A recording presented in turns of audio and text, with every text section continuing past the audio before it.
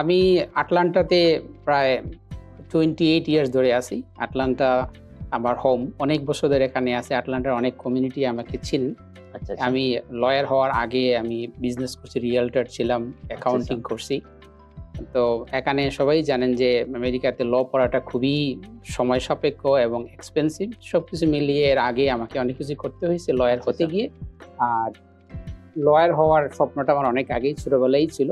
আর আমার একটা কারণ ছিল যে লয়ার হওয়ার, যাতে আমাদের কমিউনিটি এবং যারা অনেকটা ডিপ্রেসড আছেন, যারা আছেন তাদেরকে, যারা লো ইনকাম ফ্যামিলি মেম্বার এরকম যারা আছেন তাদেরকে আমরা আপনার লিগ্যাল সার্ভিস দিতে পারি।